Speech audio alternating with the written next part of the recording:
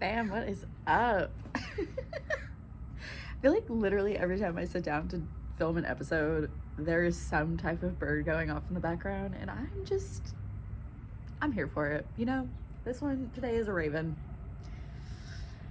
And you know what? It's just so perfect with the theme of this episode, which is going to be romanticizing your life and romanticizing boredom and how to just be. Like, something that I have been sitting with a lot and has been coming up a lot recently is these moments where I find myself like reaching for my Kindle while I'm sitting out here on the swing, and then I'm just staring off into oblivion. And I'm like, where did this energy come from?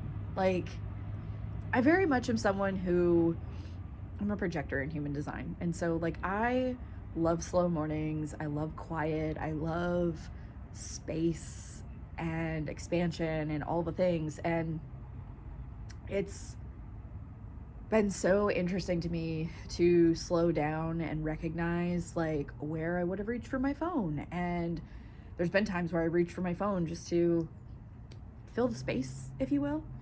And then I catch myself being like, why am I doing this? Why am I not just allowing myself to just be? We as humans in these meat suits, confirmation, we often reach for things when we actually don't need them because we're uncomfortable with silence, we're uncomfortable with space, we're uncomfortable with expansion. And if this is you, I say that with all the love in my heart because I've been there. I'm still recovering from that, as I like to say. Because I'm someone who used to go, and I would fill my time, and I would make plans, and if I didn't have something planned, it would be the end of the world, you know? Not the end of the world, but you know what I mean. And it's funny because when I was an ER nurse, right, and when I first started working as an ER nurse, I was working overnights. And what's funny is that during that era of my life, I was forced to slow down outside of work because I simply did not have the energy. And even when we had plans, a lot of times I wouldn't make it out to the plan, or I would just be so gosh darn exhausted that I would end up picking a fight with my husband, or I would just be miserable. And it was because my body was asking for me to rest. I mean, I literally would work several overnight shifts in a row and then literally was like a zombie for like all my days off were just zombie mode. I wasn't really doing much of anything other than going to work.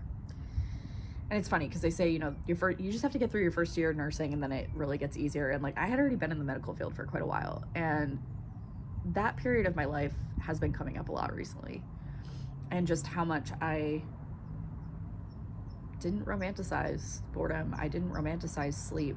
And something that these last 5 years or so has taught me is that rest is crucial. As someone who's been in survival mode most of her life, the first time I came out of survival mode was post-divorce, moved cross country, and I had so much time and space, I didn't know what to do with it. In fact, I took naps just about every day because I was so fucking tired. And I think a lot of times, like, you know, we get caught up in rest isn't productive, when rest is actually one of the most productive things we can do as a human being. We're not meant to be going all the time. We're not meant to be filling our schedules. We are meant to live a slower life. We are meant to just be with what's right in front of us, be in the present moment, and not be 12 steps ahead, and not be living in the past. And it's funny because this is something that I have personally struggled with, especially being a projector. Like, if you know anything about human design, projectors we're the players, we're the guides, we are the resters. Like, my productivity comes from rest. My creative ideas flow more when I've rested. And I don't guilt or shame rest anymore. Rest has a very different place in my life than it used to. And I think that that's really crucial to being a human being. And what I realized is that when I was filling my time when I was not romanticizing boredom, when I was needing to have plans and fill my schedule and all the things, was coming from a place of anxiety and needing to control. And I had always blamed that on having Crohn's disease, because it was the only thing that I could control was my schedule, even though that was seemingly out of my control too, because of the way my body felt, right? And so now I give myself permission to rest. If I am tired, even if there's been moments where I feel like I got hit over the head with a slappy stick. And if you're someone who has ever dealt with that, it is wild. You're like, holy shit, I might actually pass out. I think I need to go lay down. And I just go and lay down. I don't question it. I used to get frustrated at it, right? A lot of us get frustrated when we need to rest, when we get sick. I hate using that term, but when we're purging, right? And our body's asking us to rest, and we're just so doggone tired that we can't get up. And we rest, and we, as a society, have shamed and guilted resting as if that's not productive. We're not worthy of rest. When really, it's like our baseline. And yeah, I just want you to know that if you're someone who is anxious or has suffered from anxiety or depression, or not wanting to be out in the world, or not wanting to do anything, or finding yourself tired more than usual, like, just let this be your sign to rest and listen to your body. And it's funny, as I'm saying that, I'm pretty sure there's a hawk in front of me and another little bird. They're always everywhere when I do these messages. The whole purpose of this is to romanticize boredom, right? To romanticize rest. To, if you think back, right? And like this came up several times over this last week, where I just found myself wanting to sit in the sun without anything to do, and I would just stare up at the clouds. And that is one of my favorite things to do, if I'm being completely honest, is just lay in the grass or lay down on the ground and look up at the sky and just look at the clouds. See what shapes they're in, what they make me think of, and that's where our imagination comes into play. They say that boredom, when kids are bored, they're the most creative, because they let their imagination wander. They give themselves space. They don't fill it with all these different things. And it's funny, because I think back to my childhood and I'm like, was I bored? I mean, I did things, but like, I was very imaginative, and I was always far beyond my years, if you will. I'm a very old soul, so. And it's funny to me, because I lost that along the way, because I felt that in order to prove myself, I needed to work. In order to be worthy of having anything in my life, I had to work really hard. And it's funny, the more that I've let go of that, the more that I just be in the present moment, and I just allow, and I follow what feels alive and what feels aligned in the moment. And if I get a nudge, I follow it. And I can't tell you how many things have just fallen into my lap recently that I haven't had to work for. I mean, yeah, I have done the work in terms of, like, you know, healing and all that. And I've made space, and I've worked on my nervous system. But truly, I didn't work in the general sense of work.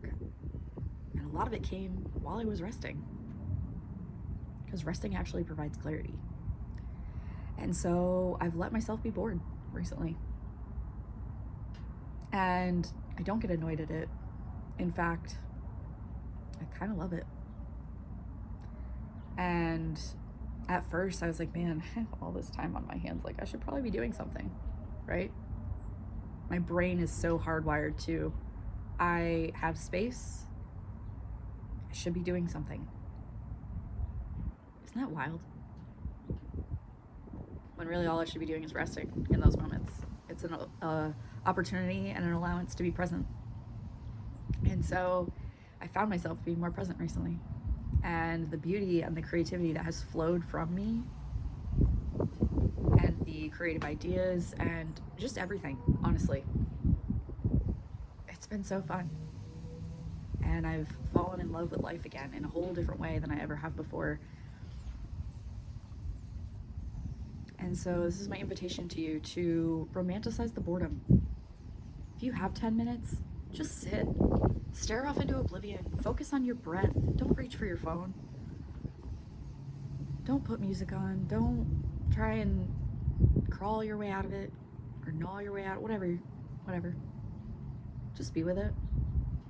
If you're outside, look at the sky. Observe nature. Breathe the fresh air. Just be present in your life with those around you if people are around you. And know that silence is okay. Space is okay. We're meant to grow and evolve and expand. It's the whole purpose of why we come here to Earth. It's literally the toughest planet to be on. And yet, we don't romanticize the things that actually make us whole and complete and actually provide us the things that we seemingly long for, or we want answers, right? And so, yeah, this is your permission to romanticize the boredom. Enjoy the little moments. Write them down in your phone, if you will. Write down what clarity comes from those moments, if any. Or just simply allow yourself to be. Because you are a human being, not a human doing.